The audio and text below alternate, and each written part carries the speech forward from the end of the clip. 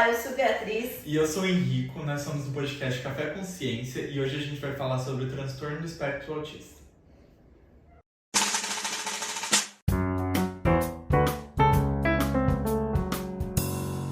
No dia 2 de abril foi o dia da conscientização sobre o transtorno do espectro autista. A Bia já trabalhou com crianças no espectro, então a gente pensou que ia combinar muito ela tomar a liderança do episódio de hoje e explicar pra gente um pouco. Então, Bia, por que você não começa falando pra gente sobre o que é, né, esse transtorno? O transtorno do espectro autista, né, a gente considera ele como um transtorno do neurodesenvolvimento. Então, veja bem, né, muitas pessoas ainda têm a ideia pejorativa de uma doença. E não, quando a gente fala de doença, a gente está falando de agentes etiológicos, né, que é vírus, bactérias, micro-organismos que vão causar algum tipo de doença. E não, o autismo é um transtorno e que possui critérios para ser diagnosticado. Normalmente, nos primeiros 5 anos da pessoa, né, da criança, a gente já consegue identificar alguns sinais e fazer um diagnóstico. E quanto mais cedo for feito esse diagnóstico, melhor vai ser para o desenvolvimento e para criar novas habilidades para essa criança, né? Dessa questão do diagnóstico do desenvolvimento, você diz assim, porque daí os pais vão aprender a lidar com a criança, com as suas particularidades, né? E entender como guiar essa criança? Acho que não só os pais, né? O que acontece? A gente vai trabalhar tanto o ambiente dessa criança, os pais, a escola, porque querendo ou não, a gente vê a dificuldade também dos educadores em como lidar com crianças que têm transtorno do espectro autista, né? Também auxiliar essa criança a reconhecer seu mundo emocional, né? Porque no mundo onde muitas vezes ele é subjugado, ele precisa reconhecer quem é ele, a individualidade dele, o que ele pode oferecer para esse mundo, né? E os pais, eles auxiliam nesse caminho desse filho, né? É um caminho fácil? Não. A gente sabe que tem muitos desafios, né? Você falou sobre acompanhamento, né, dos professores, da família, até com profissionais. Como que a gente vai conseguir, então, diagnosticar e descobrir que uma criança está no espectro? Normalmente, a gente segue aquilo que está descrito, né, no DSM-5, que é o Manual de Diagnóstico de Transtornos Psicológicos, né? E ele possui alguns tipos de critério que a criança tem que apresentar para a gente realmente colocar como efetivo o diagnóstico daquela criança. Então, quando você entra no DSM, a gente tem o critério A e o critério B. O critério A, o primeiro que a gente tem que verificar numa criança é a dificuldade de fala. Ou ela não vai conseguir realmente, né, ter habilidade para falar, ou ela vai ter dificuldade, né, em como falar. Aí a gente já tem que ficar de olho.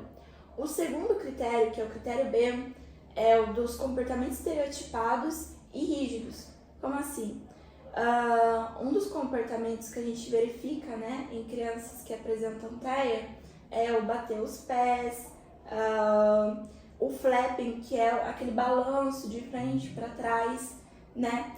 E eu acho legal a gente também entrar aqui um pouco à frente, assim, do que é o flapping, né? O flapping acontece normalmente porque a criança, ela é hipersensível, né? O indivíduo que apresenta o transtorno espectro autista, ele tem uma hipersensibilidade aos estímulos externos e quando ele recebe esse estímulo, ele fica com o mundo bagunçado. Então ele se fecha no mundo dele para lidar com aquilo que ele recebeu. Tentar organizar. Tentar organizar.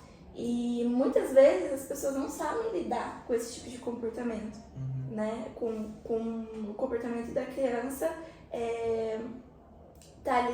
fica com medo dela se machucar, enfim, né? Então é importante a gente...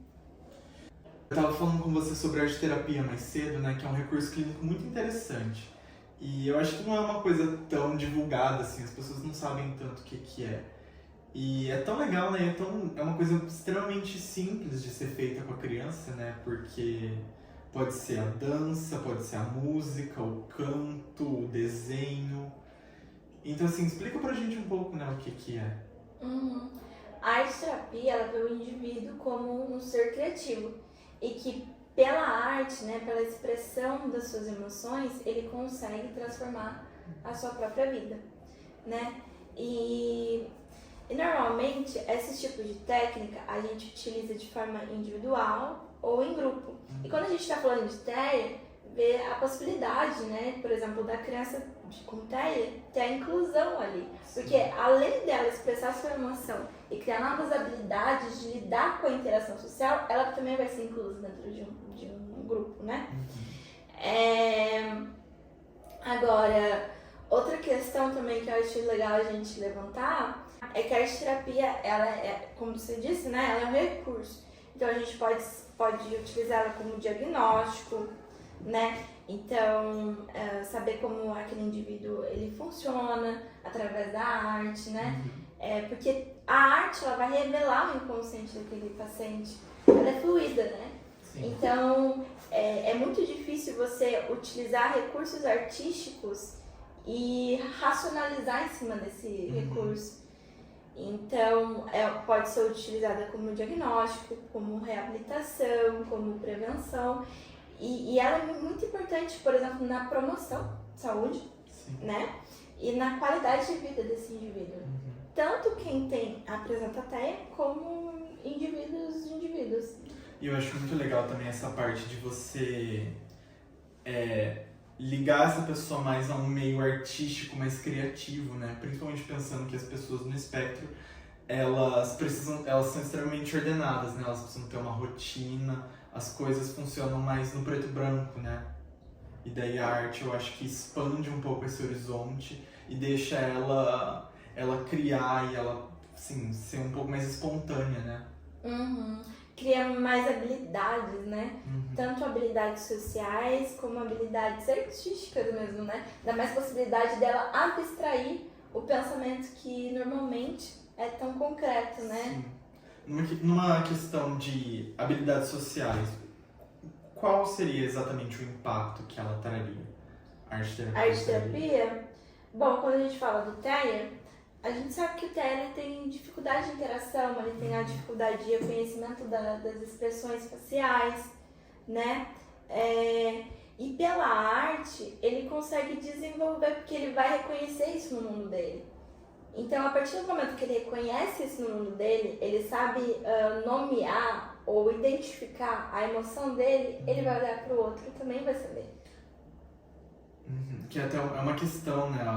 As pessoas com TEA não conseguem distinguir muito, né? As feições ou os trejeitos da pessoa, né? Quando ela tá sendo irônica, quando ela tá fazendo uma piada, quando ela tá falando sério.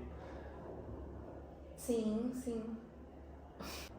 Me fala um pouco, assim, sobre o que a família pode aprender, sabe? Num primeiro momento com essa criança e algumas dificuldades, talvez, ou até problemas que existam ao não haver o acompanhamento correto, sabe? Porque, infelizmente, a gente vê muito caso de famílias que acabam que se recusam ou que não querem ir atrás de um diagnóstico, né, por medo. Quando a gente fala de transtorno de desenvolvimento, né, a gente sabe de todos os estereótipos que correm por trás de um diagnóstico, né, de um transtorno. E não é que a maioria das mães não querem levar seus filhos, pelo contrário. Quando a mãe recebe esse tipo de diagnóstico, ela está passando por um luto. A gente tem o luto simbólico e o luto concreto, né? E o luto simbólico vem justamente nisso, né? De uma experiência. Por quê? Aquela mãe, aquela família colocou uma expectativa na criança, né? E de repente a criança veio com alguma dificuldade, né? Dificuldade de interação, vai exigir um tratamento um pouco mais custoso, né? Vai exigir de mais atenção desses pais com a criança. Então, assim, é um processo em que a família passa e que muitas vezes a gente não tem um olhar sobre essa família, a gente já vai julgando, né? Então, eu acho que também desconstruir. Por isso que é importante a gente ter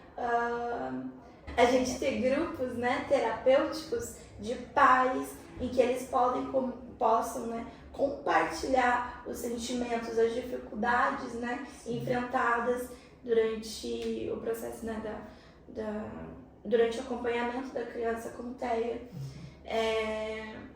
Além disso, também eu acho que com isso você vai criando uma rede de apoio, né?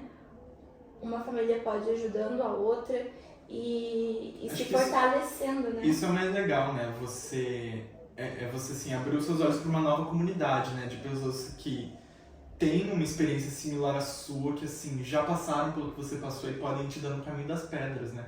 Porque infelizmente não é uma coisa que é muito falada, sabe? A gente não sabe claramente quais são os desafios que uma família que tem um filho no espectro vai passar. E deve ser muito difícil, sabe, no primeiro momento, você se ver com esse desafio. Mas é uma coisa que, assim, cara, se a família tiver realmente, né, um interesse, quiser ajudar essa criança no desenvolvimento dela com as terapias e tiver uma escola que apoia bastante, né, eu acho que isso é muito importante. Então, assim, essa criança, tem um caminho muito, muito longo e de muito sucesso, né, tendo só a base adequada.